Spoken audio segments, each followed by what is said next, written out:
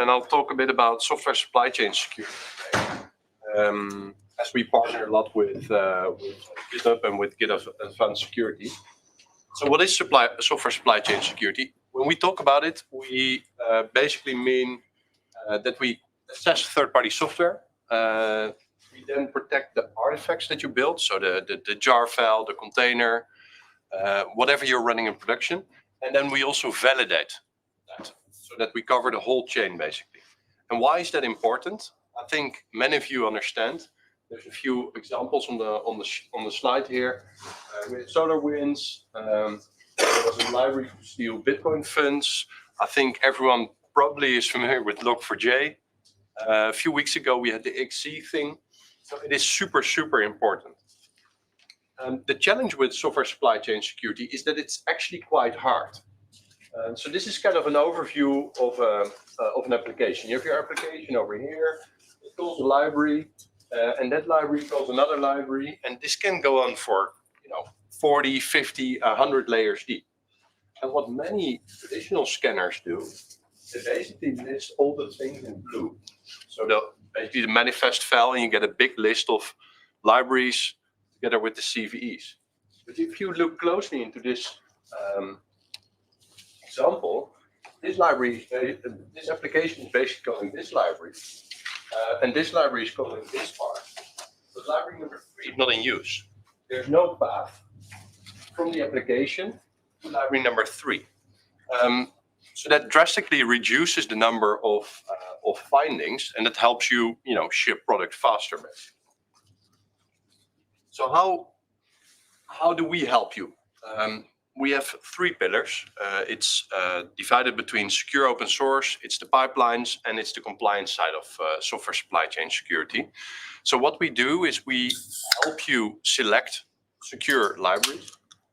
So we have 150 different checks where we look after the number of people that build the library. Are they using automated build systems to produce the library? Is the library active? If it's still maintained? All that is done via those 150 different checks, so that you can import and use a proper quality library.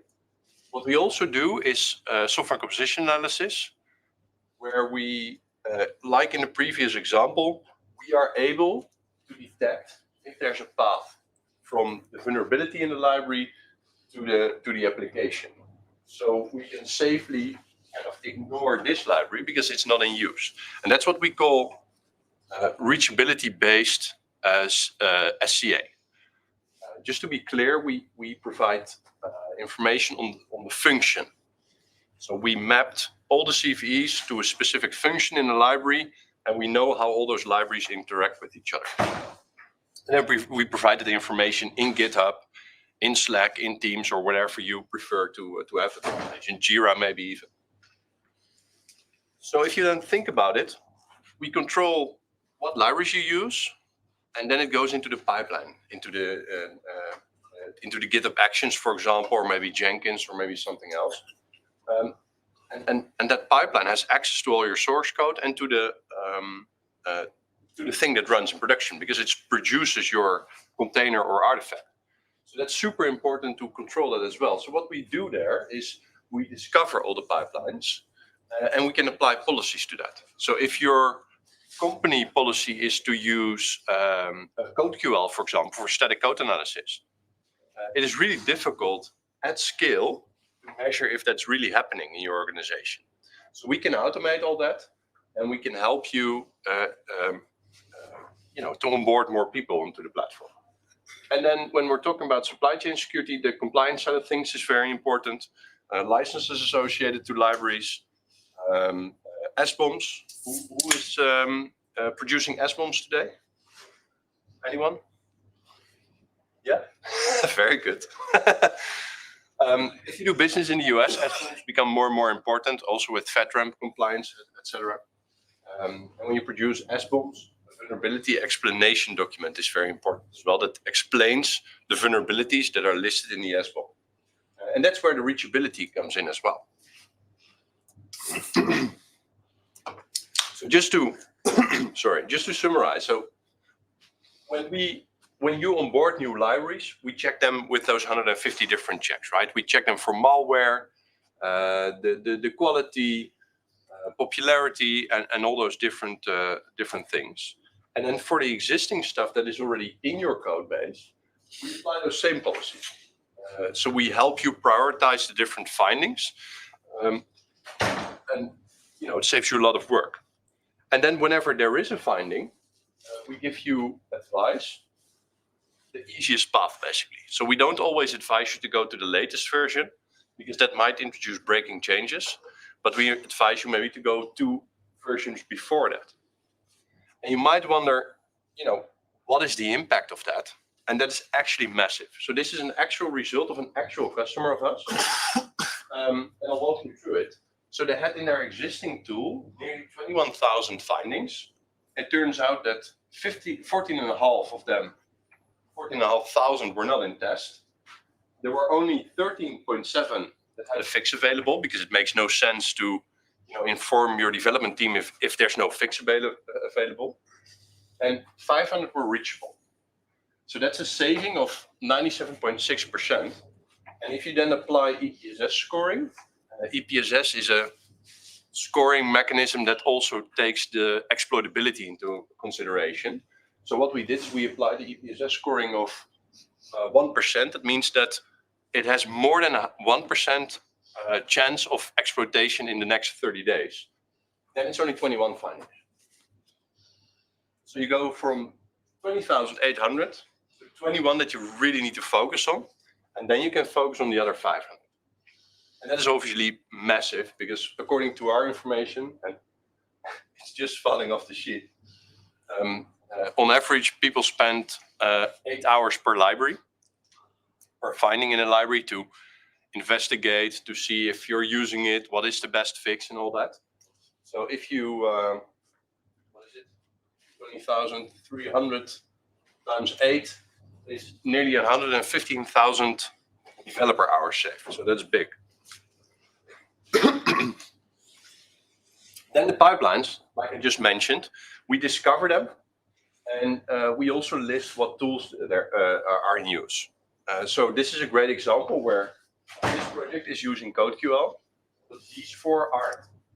And if your company policy is to use CodeQL, you can automatically issue a PR to the team to say, well, guys, we agreed that you use CodeQL, so you should really do that. And obviously, on average, organizations tend to have hundreds of pipelines, could even be 500 or 1,000. So this is a big task to do that manually. And the other thing that we do is, whenever you control the libraries that go into the pipeline, and you then have an improved pipeline, like over here, it really makes sense to sign the artifact so that you know that it's produced by an approved pipeline. And whenever you put something into production, you validate that only signed artifacts go into production. The benefit of that is you have control over what's, the software factory, basically.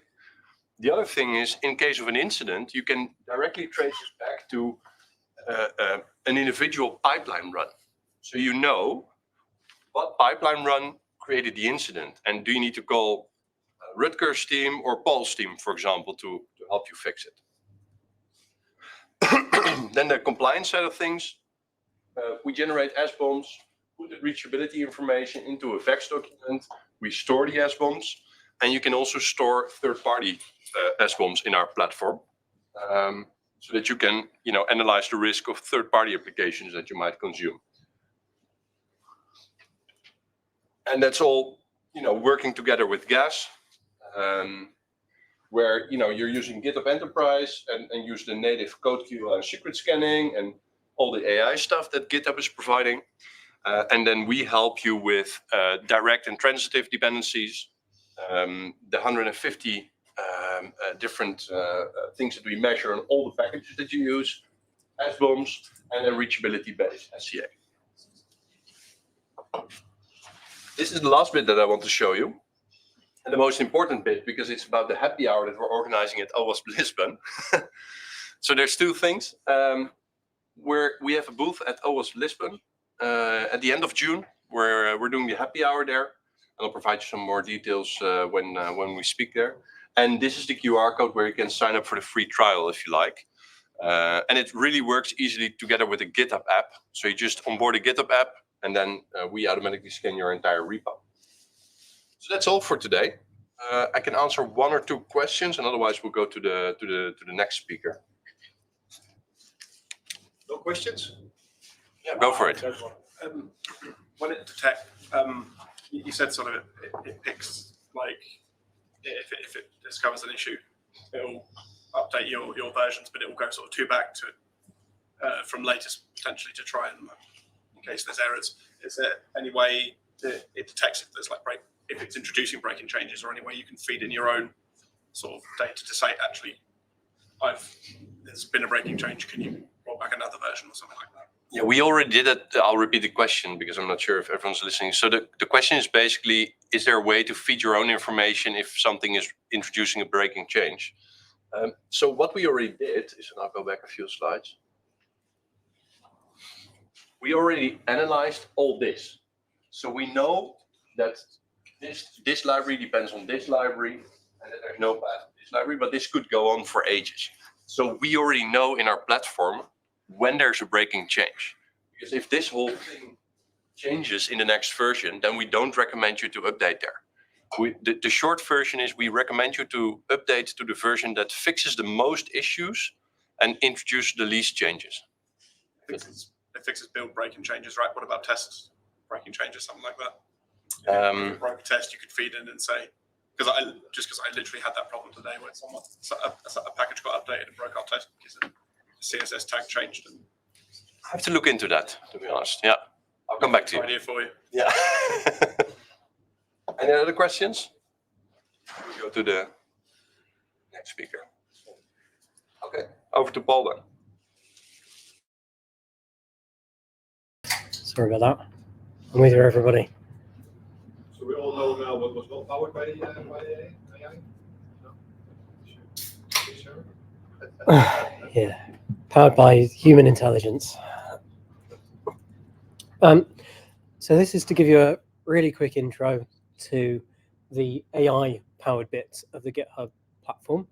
We're going to go into more depth later, hands-on, to get involved in the more traditional parts of AppSec, but this is a quick look at which parts of the AppSec process we are powering with AI, and also the motivation for why.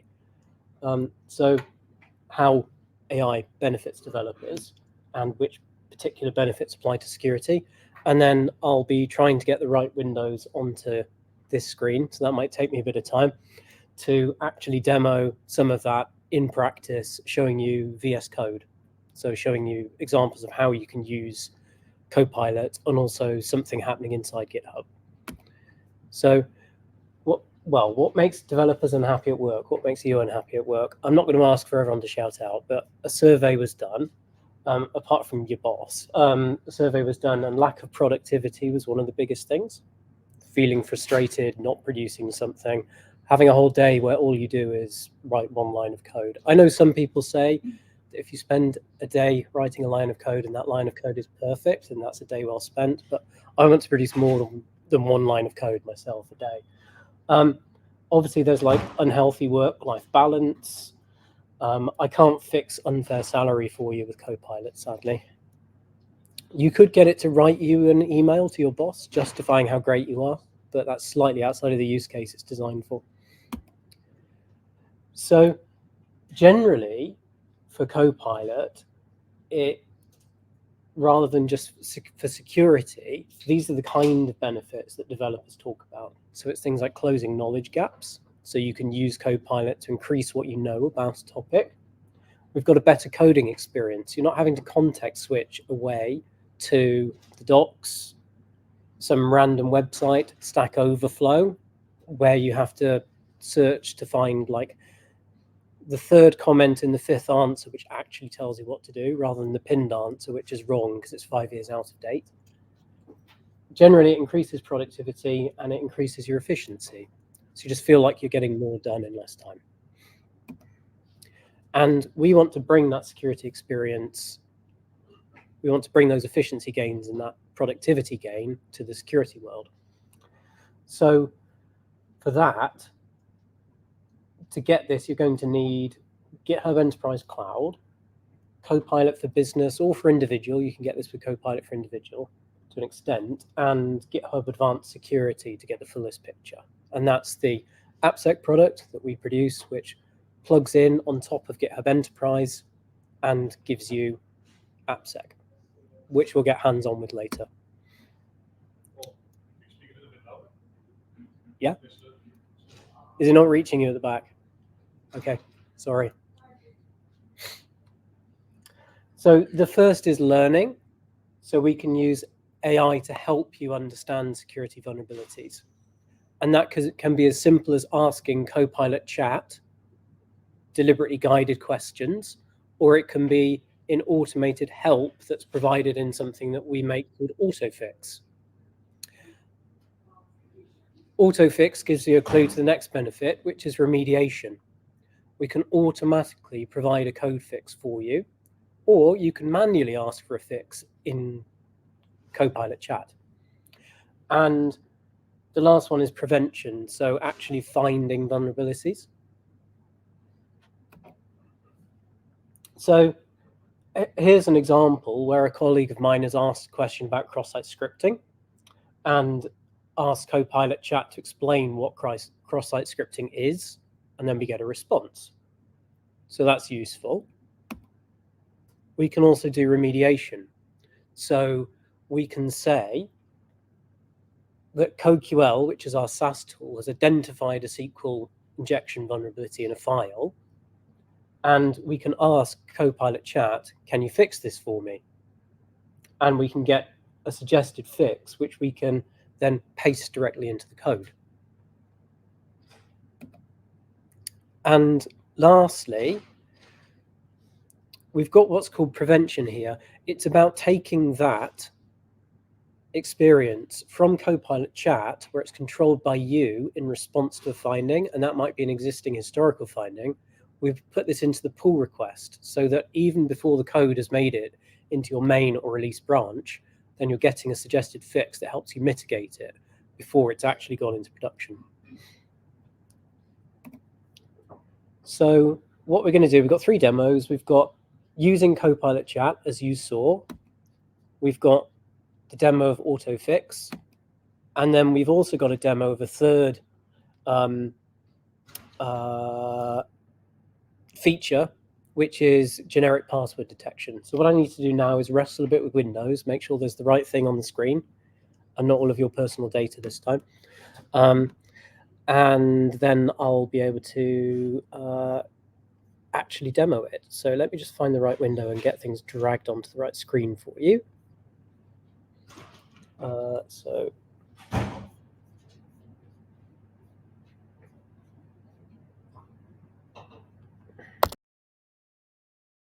Okay, so what we've got here is we've got Copilot chat up, and we've also got some results from Advanced Security. So we've got 2 ways to show them. We've got the SARIF results, which are from code scanning on Advanced Security. So we've got a result showing that we are logging some sensitive data, and we've got a SQL injection. I think, oh yeah, that's on the main branch. And if we go into the pull request, we can see data that's relevant to the pull request. So we can see a comment that Advanced Security has put in, explaining that there's uncontrolled data used in a path expression. So if I'm confused about that, I can ask, what does Copilot mean? Not Copilot, CodeQL mean when it says uncontrolled data used in path expression. I haven't actually tried this, so we'll see if it can actually explain what on earth that means.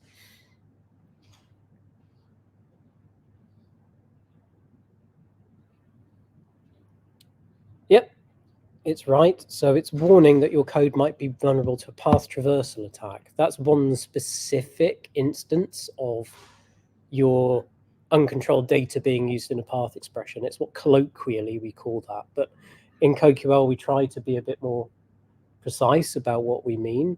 So we use stuff that doesn't use the industry jargon in our descriptions. So it's a path traversal vulnerability, for those of you who know what that means. And it's described that the file name parameter is directly taken from the URL and used to construct a file path. And then we can see what the problem is. So, and then it's described that we've got a simple way to sanitize the file name. So we've got some substitution going on here, which it's suggesting is sufficient to sanitize our code. So that's great. We've got a fix suggestion right there in Copilot Chat. The alternative experience, which is, okay, so this is where I'm trying to get off that screen. And yes, okay. The alternative experience is actually in GitHub itself. And so I'll see if I can find the right window where I've got that set up. So I think actually it is on this screen.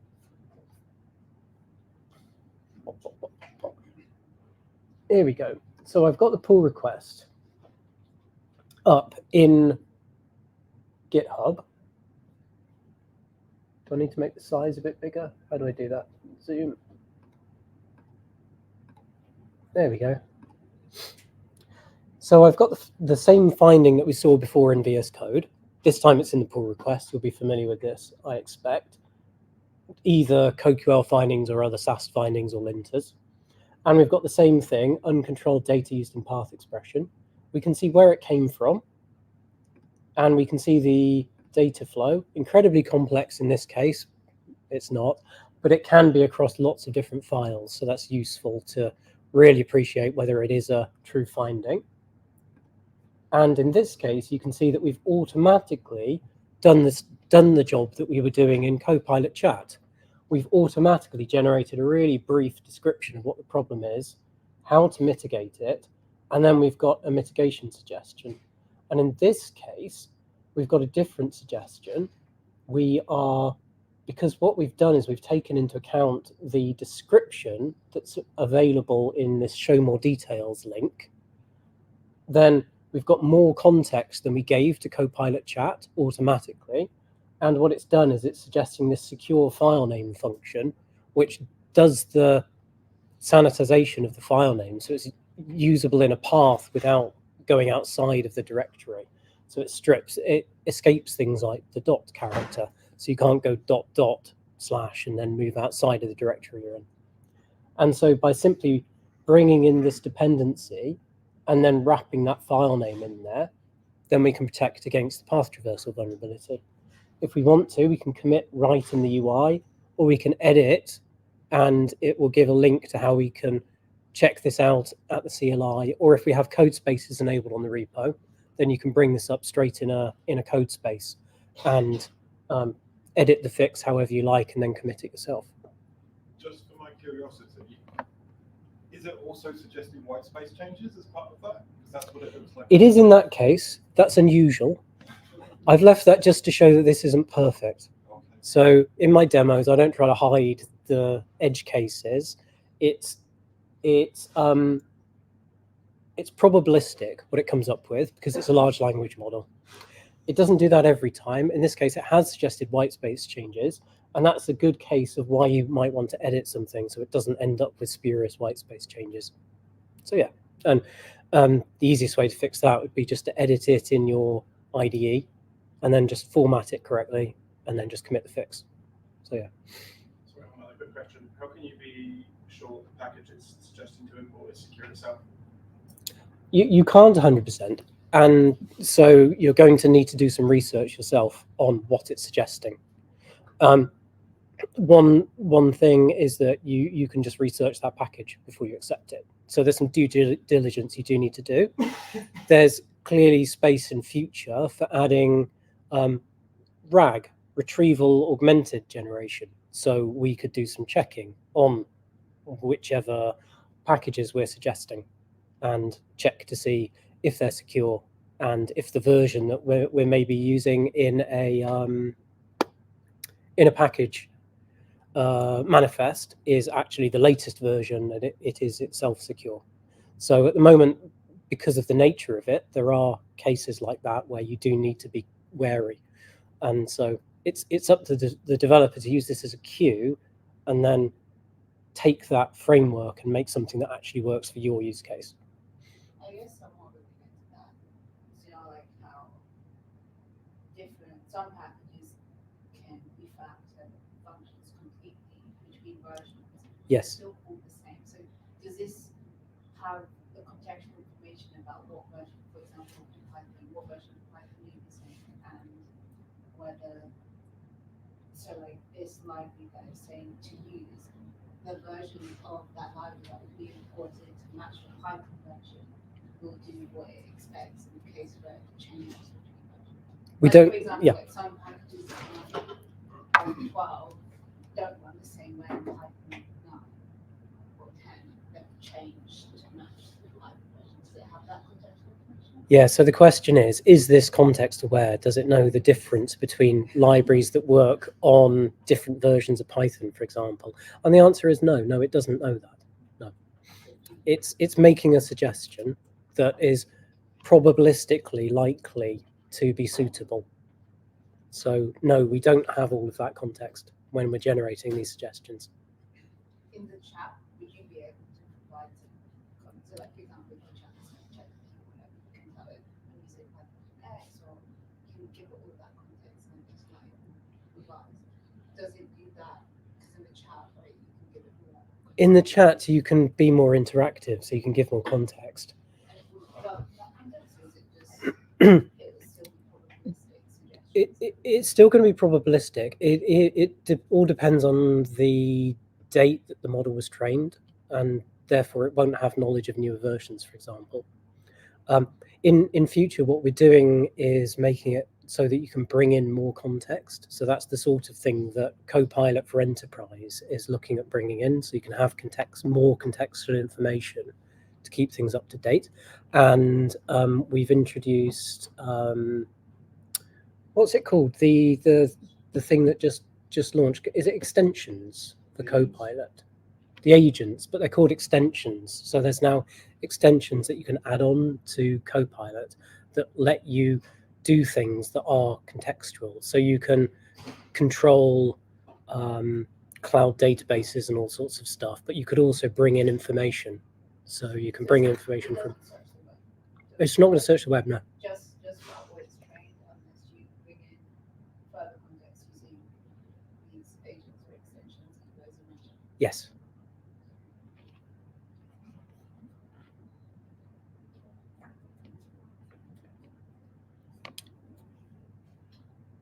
The last thing to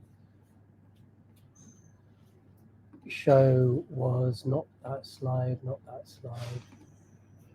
this one. So it was the secret scanning generic password detection. And so I can scroll up so I get the security tab. And if I go to secret scanning, we can see that we've got the traditional detection, excuse me, of a personal access token.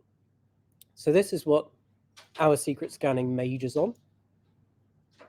This is highly identifiable. We make these tokens, so we know exactly what they look like.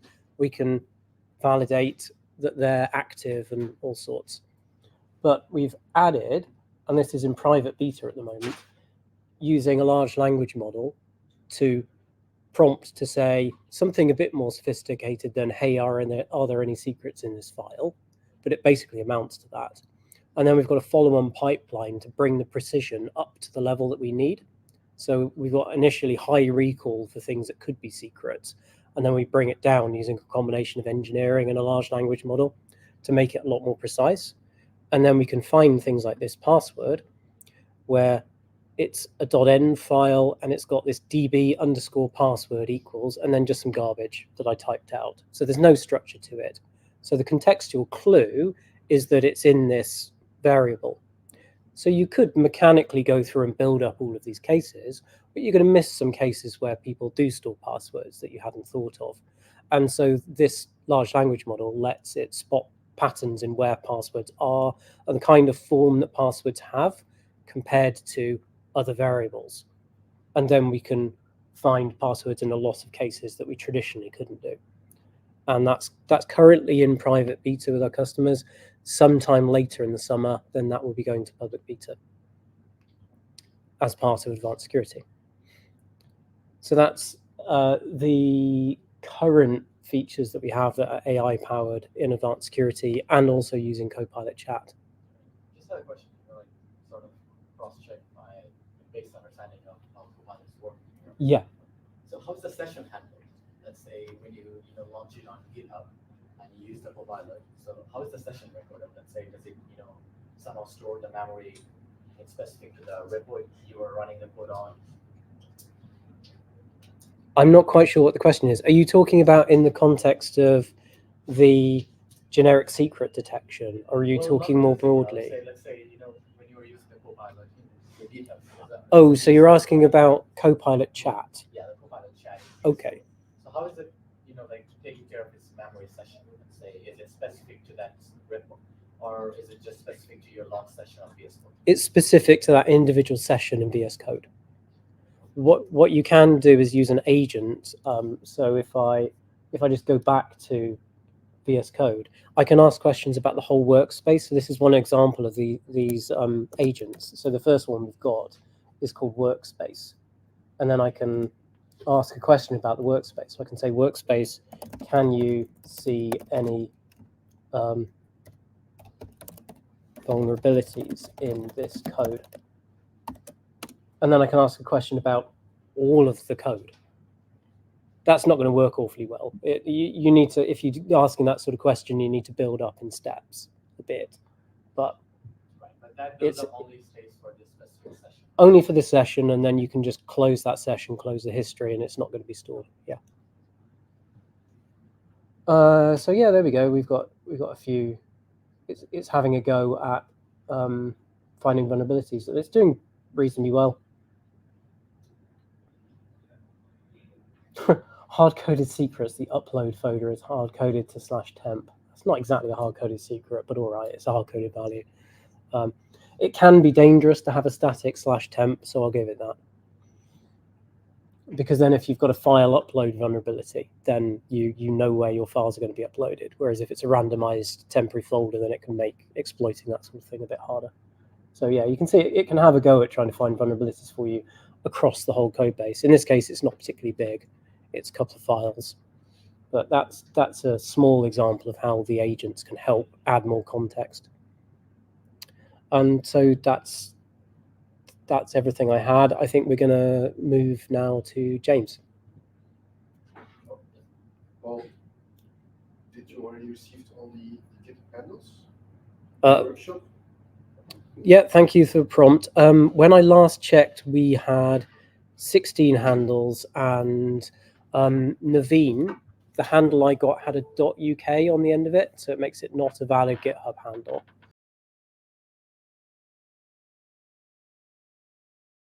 Yes.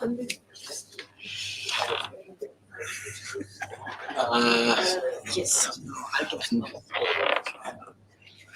I think I might get some. I think your parents like one of them outfits and us too.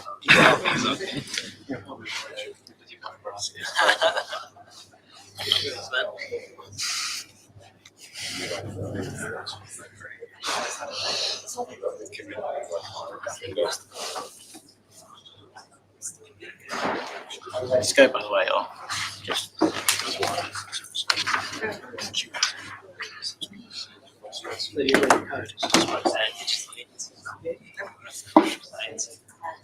So everyone, so I'm going to take you through a bit of a weird deck today, specifically because Microsoft development security has been a bit crazy over the last few months.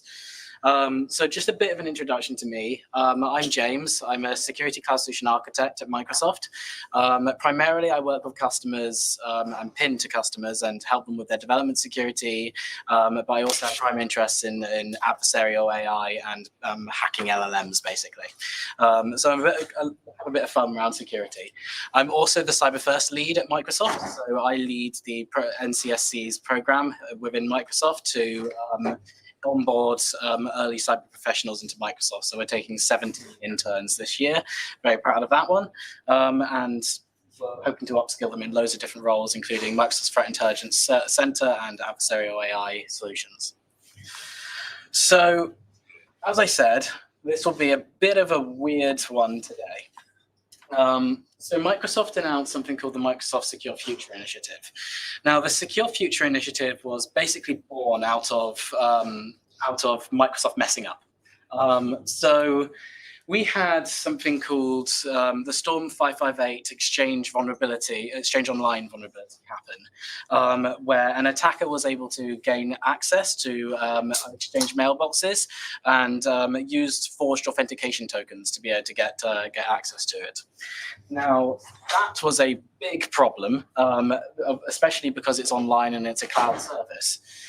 So we reported that as we needed to because it was a breach of records, and that went to CISA's Cybersecurity Review Board, Cyber Safety Review Board, CSRB, which generated out 20 recommendations for Microsoft to improve its security, which made the Secure Future Initiative internally.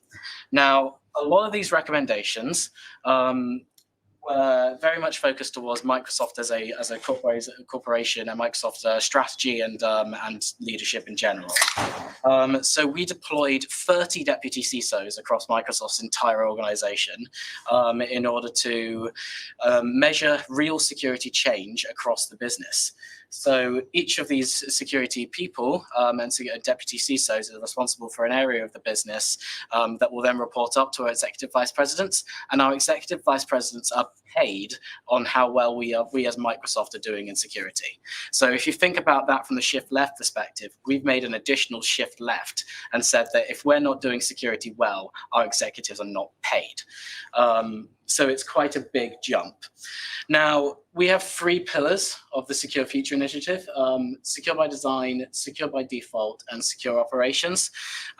They bridge out across loads of different areas, and many of them you'll talk about today. Things like securing the development environment and engineering systems, accelerating response and remediation, protecting identities and secrets, specifically identities and secrets after the Midnight Blizzard attack that we had, which was Russia, and then continuously improving our own standards and our own results to make a more secure Microsoft. Now, that creates a lot of friction. And even internally in Microsoft, we've had a lot of different teams fight back on some of these things. So we took all of the learnings and practices we had, and we enforced them across Microsoft. ADO PAT tokens used to last 2 years, now last 7 days. That's full on straight away. It was the next day that happened.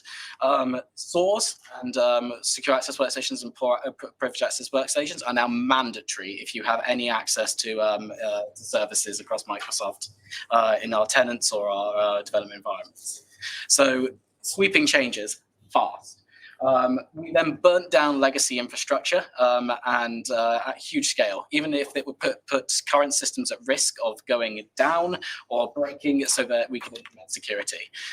So if you've ever heard of the scream test, where you restart something, wait till someone screams, and then try it again, then we basically did that at a much, much larger scale. We burnt down about 400 tenants of demo stuff. So it was quite rapid. And then we decided that we should just ban secrets. So we banned secrets across the entire organization and made managed identity and identity a core thing throughout Microsoft. So secrets are no longer allowed at all within Microsoft. And in cases where managed identities were not embedded into the products, like in things like OpenAI, we created them. we made sure that we could find a way to implement managed identity as quick as possible. So we innovated new security mechanisms to make sure that we could align to our Secure Future initiative and make sweeping changes against it. Can anyone take a guess what 16 million is in this scenario? How much you spend on security? Way more than that, unfortunately. 16 million in this case is the number of security fixes that were generated the day after we announced the Secure Future initiative with Microsoft. When you were burning things. So yeah, when we were burning things. So 16 million may not come to us as a surprise considering how big Microsoft is. That's across all of our different products and different things. But a lot of our products and a lot of the things that were there and security fixes that were there, they're not really front facing. They were just kind of left there, which is particularly bad considering the Exchange Online vulnerability and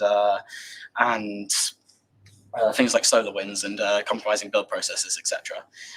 So what we did is this security metric never existed before. We created it, and then the Deputy CISO of Engineering is responsible for managing that number. So that number has to go down in order for the Deputy CISO to get paid and our executives to get paid. So it's a major, major shift for us. So if we really look at the bleeding heart of development security, it comes down to 4 different things. First, coded vulnerabilities. So you've got the SolarWinds attack and the environment of the SolarWinds attack. So SolarWinds injected a malicious DLL directly into the build process. It was not a direct in IDE code. It was during the build process that it was inserted. And that is a massive shift from the standard like SaaS type style detections. You now have to protect the entirety of the environment, including the pipelines, to be able to respond to that. We also have Print Nightmare, which was a vulnerability inside the Windows print spooler. And all it did was allow you to do remote code execution from the print spooler. Now, when that was reported to us, we obviously patched it. And then 2 months later, we received Print Nightmare 2 because they found a really good way of tapping money out of our Microsoft bug bar and bug bounty system, which is, you found one, there's going to be another one, right? Go and get it, And in total, they found about 16 Print Nightmare vulnerabilities and reported them all to Microsoft and made quite a fortune off our bug bounty system. So that's one of them. Open source vulnerabilities, obviously Log4j, the terrifying one, found directly in Minecraft initially. So another one of our problems. And you also get things like Heartbleed here, SSL and everything like that, and SaltStack.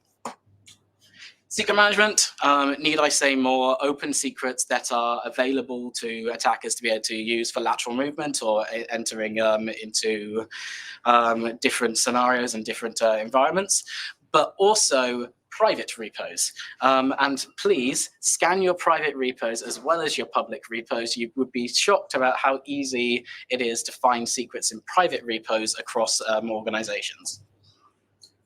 And then finally, security visibility and response. The developers see it and know it exists, but does your security team know? And how can they go and make a full-on instant response to it? So in an attempt of a key leak or a key exposure, how does your security team respond to that? How do you rotate that in Key Vault? What incident may that create in their security event information management tool? How can we create a full incident response process for all of this? And these 4 things form the bleeding heart of development security. So at Microsoft, we have been pretty much going since 2003 on this. And during 2003, we had the security development lifecycle born out of a trustworthy computing memo issued by Bill Gates. And since then, we've kind of been adding a bit more and a bit more to it every now and then. 2024 got a major refresh. We abandoned all 12 principles and remade the entire thing for the new environment that we are in, including the type of like protect the build environment, protect everything, and aligned it fully to the Secure Future initiative. So in here, you've got like Microsoft acquires GitHub, and they acquired Semel, and Semel then became CoQL, which you've just had a quick demo of as well. We also directly contributed the Secure Supply Chain Consumption Framework, also known as S2C2F, to the OpenSSF, and enabled you to have a full-on framework of ingesting and then responding to open source vulnerabilities and frameworks. And the big one there, again, is included the executive accountability directly in the SDL and our Secure Future initiative. So these are the 10 principles. So establishing security standards and metrics, obviously we kept that one, really useful one to be able to say, I need to comply against X, Y, and Z, and I need to measure that metric and then understand. So you might think about like actually putting KPIs in here as well. So for example, that 16 million number I talked about, that could be a KPI you could measure. You also have to like require use of strong security tooling for it all. And proven security tooling. So if you're thinking about using IDEs and languages, make sure you're using those things. Threat modeling, it's often forgotten, but it's incredibly important to be able to go and do throughout your development process. We provide the Microsoft Threat Modeling tool. It's a bit outdated. A nice guy called Simone Kersey made a Microsoft equivalent for it that can actually import Microsoft Threat Modeling and Threat Modeling tool files, and it includes 80 different services, and it's also including of OpenAI against the MITRE ATT&CK framework, and specifically the MITRE Atlas framework as well. We ripped up the book when it came to cryptographic standards.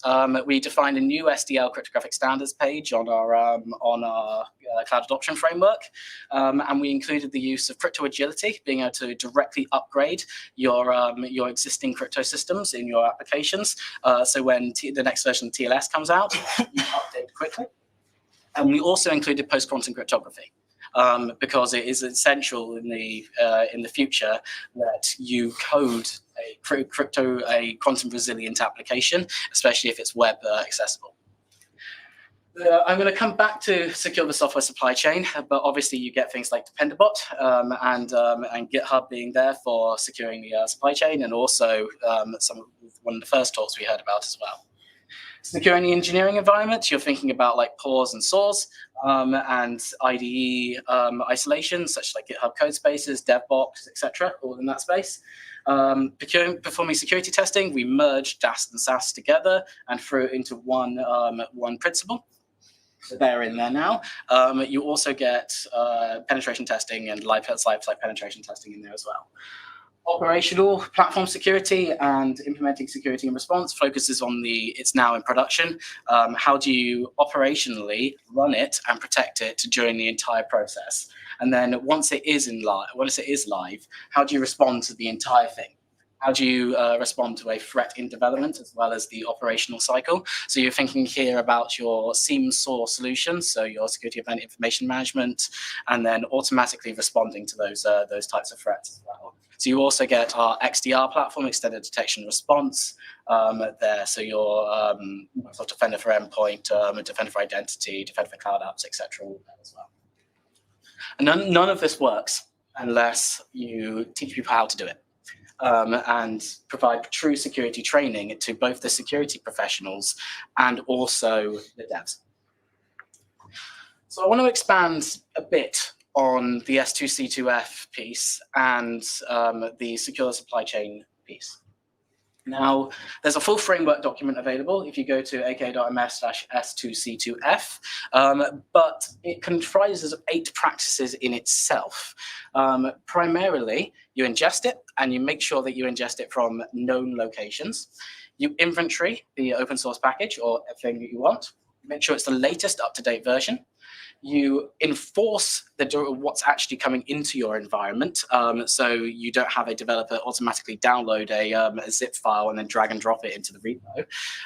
You enforce that it's a specific target that you need to, a specific way you need to ingest, and you audit the use of that as well. So you're continuously monitoring the entire perspective around the S2C2F. You'll scan it for any known vulnerabilities and anything else in that position, and break the build if you need to as well. And in cases where there's high resiliency and high need, you may want to consider completely rebuilding the application or package, and there's plenty of ways to do that. Now, once you've got a separate version, you can actually contribute directly to the upstream as well. So if you're thinking about like contributing directly to open source as a business, it's a good way of doing it is being able to replicate directly. It is expensive to do that though. We see most customers do what's called like phase 1 or phase 2, which is kind of the first half of this. So at Microsoft, we have kind of like stacked this in terms of how you should prioritize a few things. So at the producer level, your source integrity, build integrity, and release integrity is all the SDL. You should be doing SDL practices across the entire piece and working on integrating that into your business. Consumer perspective, S2C2F, and embedding those practices, and also the tools and practices that I needed to be able to make that work. And then ultimately, right at the bottom of it, identity and zero trust. Making sure you're not using keys where they're not needed, and making sure you're securing those physical devices, virtual devices, user accounts, and service accounts where needed. And then ultimately, this all comes down to risk management and business continuity. So being able to respond directly to a threat and prioritize the threats depending on you need to in a full incident response plan. Now, what does that look like? So this is the S2C2F full maturity matrix. So you can see here, level 1 and 2 is roughly where most customers are.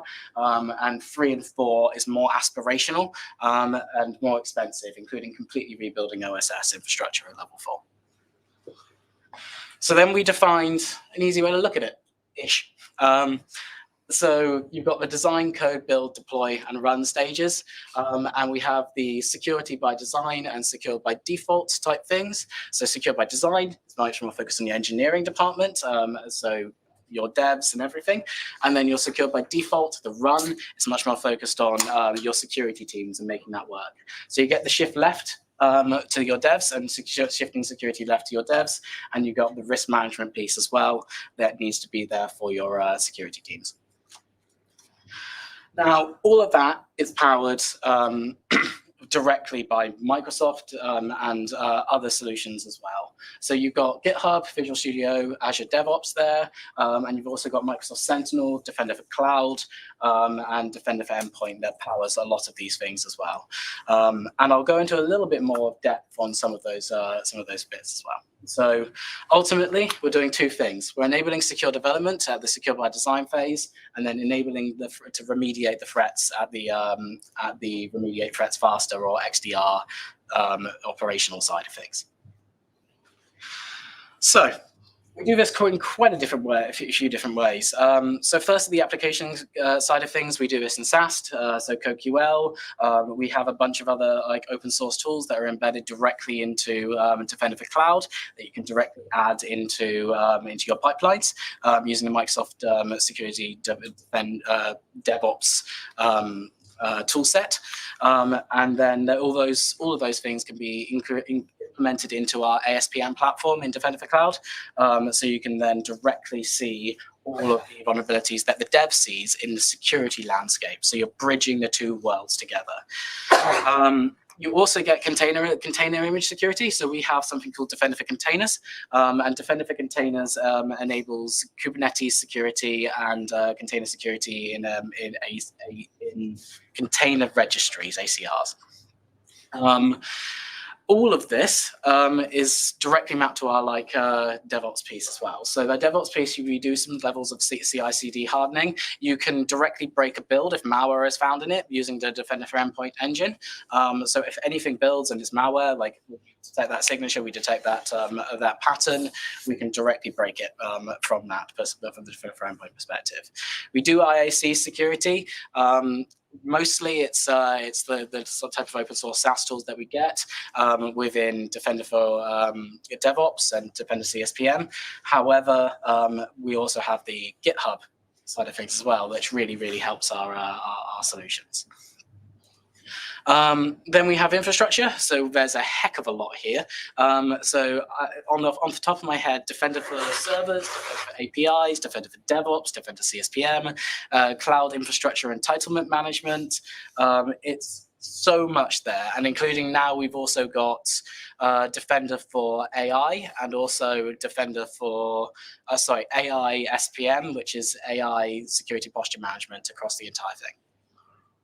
And then runtime, being able to respond to all the detections and things that are there in order to run that application securely. So all of those Defender suite that I mentioned stack up and enable you to do a full response across all of your applications. So as a quick way through and a quick sweep, if there is time at the end, then I can pivot into different pieces or demos, whatever really. But you can see down here, those are the sort of like open source scanners that are in Defender CSPM. So you got Bandit, BinSkim, ESLint, Template Analyzer, Scan and Trivy. They're all directly embedded into Microsoft's security toolset. And then you've got the ASPM type platform there. You'll notice right here, the advanced security status. We embed natively with GitHub Advanced Security throughout the entire piece. So it enables you to have all of those same individual detections directly in Defender for Cloud as well. This also enables you to do full attack simulation and stuff. So you can see the attack path of potentially where an attacker can gain access to your infrastructure, or an attacker can gain access through your DevOps pipelines as well. So then there's also the whole regulatory compliance piece. Now, the SDL update kind of came out of the blue for this team. Sorry for that team. And we were attesting directly to the Microsoft SDL, but we were also attesting directly to NIST's secure software development lifecycle. So that is embedded directly in Defender for Cloud as well. So we also enable you to do, so GitHub Advanced Security also enables you to do that kind of like secret scanning, which was demoed earlier, but it also enables you to do full-on custom patterns and regex style stuff as well. And that is also natively integrated to Defender for Cloud, the security posture management, and the Defender for Cloud posture management in general. Then you've got the more broader threat detection piece. So did that slide just duplicate? I think it did. So you've got the security posture management threat detection piece. So you've got CoQL and the CoQL community, those Serif files and those detections that go directly into Defender for Cloud. So any Serif file can be directly ingested into Defender for Cloud, and that enables you to see all the results directly there. So if you think about this better together, you can cover OSS security. So GitHub can generate SBOMs. So you can generate an SBOM from the dependency graph, and then you have that there, and you can do what you want with that. You've got automatic pull requests that are generated directly from your dependencies that then can be fixed via DependerBot, and you're given the visibility of that directly in Defender CSPM and Defender for DevOps. You've got your code scanning, so you've got your bring your own tool style scenarios and your CoQL and other SaaS tools that are embedded in Defender CSPM. You've got your secret management piece, which is your like custom patterns, partner patterns, out-the-box secrets, scanning stuff, push protection of it, so you can stop the secret going directly into the repository. And you've also got the visibility of that, similarly to the other pieces. And with all of that, that visibility piece comes through. So you've got your PR annotations, which are available in Defender CSPM. So you as a security team can see when a secret has been coded or something is triggered within that pull request, and then you can add a comment directly onto it. We actually saw that whenever we put code comments in GitHub or in ADO, we actually saw a massive return on investment that people actually cared about the provenance of that incident in the pull request. Logic app integrations. So if you don't know about logic apps, it's basically if there's then that logic. If something was to trigger in Defender CSPM, you could have a logic app go and automatically remediate it. So if you're thinking about like secret rotation in Key Vault, then you can automatically do that based on a secret detection in Defender CSPM. And then you've got that whole attack path and regulatory compliance piece that I talked about. So you also get this pivoting over to a bit more of the Defender for Cloud side instead of the Better Together side. You get the securing your containers and Kubernetes clusters. So we have full environment hardening of the Kubernetes clusters and ACR instances. So you can see what's your top recommendations to harden your environment further. This covers both on-prem and cloud instances, so across all clouds, including AWS and GCP. And we do full runtime threat detection on this as well. And we integrate quite closely with Qualys towards this one as well. And then we do full-on vulnerability assessment with Qualys on the individual like nodes and pods. Ultimately, it instates a Microsoft security pod as a kind of like watch share across the entire thing and enables you to do like control plane security and everything like that. We also have native AI API threat detection. So there's two sides to this. You've got the API in code and API definitions files. That's partnered out. So we actually have a partner called 42Crunch and Bright, Stackhawk and Bright something or other. They do DAST and SAST of individual API definitions for code and code sensitive stuff. But when you're talking about running it and doing operationalization of an API, you can directly classify data based on the endpoint of the API to say what's sensitive, what's not, and then pattern recognize and understand what's coming into that API and what patterns and what's an abnormal behavior going in. So it gives you a full unified inventory, gives you security insights for your what's been exposed, what's dormant, what's unauthenticated, and then gives you data classification across the whole stack. And then we all bring it all together in Sentinel, which is our SIEM SOAR platform, security instant response platform, basically, which automates your response and also ingests everything together. So we loop alerts directly into instance, which could be part of a much bigger attack, and then prioritize directly how to go and work through that instance. We also have Copilot for security that really enables you to make suggestions on how to go and remediate those types of instances as they come into your security operations center. And as a result, there's a heck of a lot in Sentinel. I could do an entire 2-hour presentation on this alone, but just to give you a little bit of an overview, an incident comes in, you may triage that incident, and then from the triage of that incident, you may go into a full incident response process, investigate something, and then take a full action. So we have case management and incident correlation directly for that, and we embed ML and AI directly into the entire process. So you get user entity behavior analytics, and you also get the Copilot for security, enabling you to break down malware and do proper investigations into the whole stack. Everything I've talked about can be directly integrated into Sentinel, including all the audit logs and everything from GitHub.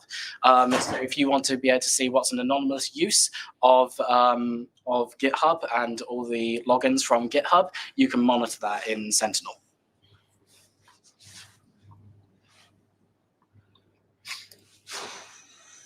So ultimately, we are trying to extend security across the entire software development lifecycle and then operationalize all of the security for it as well. So you've got the DevOps security posture management, you've got GitHub, you've got infrastructure as code security, code to cloud visibility, you've got code security, dependency security, secret protection, developer remediation, etc., all provided through Defender for Cloud and GitHub Advanced Security. And if I was going to make this slide again, I would put Sentinel up in the top as a little bubble as well. So that's all for me today. I do have one other shout out quickly. I technically reviewed a book for David Okiode, who's the Azure CTO of Palo Alto. And also Joylin, who's a cloud security advocate at Microsoft. It's going to release in October. So if you're interested in all the things I've talked about around the SDL, that's all included in that book as well, including practical implementations across the entire thing. So with that, do you guys have any questions? Most of the tooling systems